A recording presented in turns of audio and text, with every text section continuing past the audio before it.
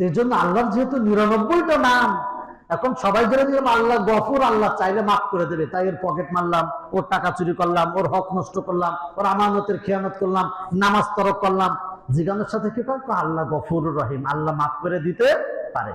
তবে মনে রাখবেন আল্লাহর নাম গফুরের সাথে আরেকটা আছে, রহমান এবং রহিম। আল্লাহর নাম যেমন রহমান, আল্লাহর নাম তেমন কি রহিম। এর জন্য কোরআনের বেশিরভাগ জায়গায় রহমান রহিম একসাথে আছে। রহমান মানে চাইলে ক্ষমা করে দেবেন, রহিম মানে নীতি অনুযায়ী ক্ষমা করবেন। বুঝেন নাই?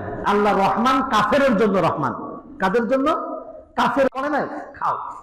আপনি নামাজ পড়েছেন, খাও। গভীর রজনীতে একদম চুরি করছেন, আল্লাহ তার উপরে রহমান, ঠিক আছে তুমি খাও, তুমি সুস্থ থাকো, অক্সিজেন নাও, সূর্যের আলো নাও, তোমার কোনো সমস্যা নেই, কারণ আল্লাহর নাম কি? রহমান। কিন্তু ভয়াবহ হলো আল্লাহর নাম কিন্তু রহিম। দুটোর অর্থ কি বলেন? রহমান মানেও কি?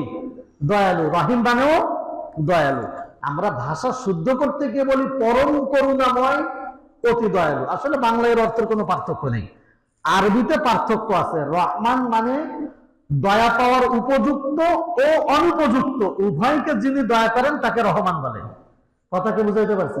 আপনি আপনার শ্রমিকদেরকে বিল দিচ্ছেন, রাস্তার একটা ফকির দাঁড়ায় আছে সারাদিন, ওকে কিছু দেন নাই, তাহলে কি আপনি রহমান?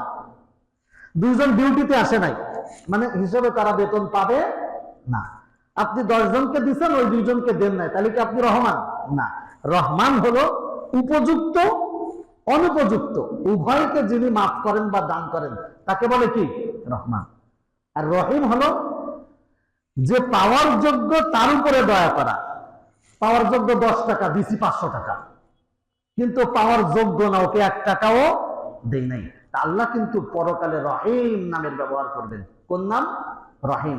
যে দয়া পাওয়ার যোগ্য না, কাফের, মুশরিক, এদের উপরে আল্লাহ এদিক দিয়ে মুমিনকে 1 গ্লাস পানি খাওয়ানোর জন্য মাফ করে দিবেন, কুকুরকে পানি খাওয়ানোর জন্য মাফ করে দিচ্ছেন, একটা সেজদার জন্য হয়তো কাউকে আল্লাহ মাফ করে দিবেন, একটা সালামের জন্য আল্লাহ হয়তো কাউকে মাফ করে দিবেন, কিন্তু শিরিকের জন্য আল্লাহ এত দয়া হওয়া সত্ত্বেও মাফ করবেন না, কারণ আল্লাহর নাম রহিম, অর্থাৎ তিনি উপযুক্ত ছাড়া অন্য কারোর উপরে দয়া করবেন। এজন্য আল্লাহর নাম যেমন রহমান তেমন রহিম। এখন আপনার সাথে আমার সাথে কোন নামের আচরণ হবে এটা কি আপনি আর আমি জানি?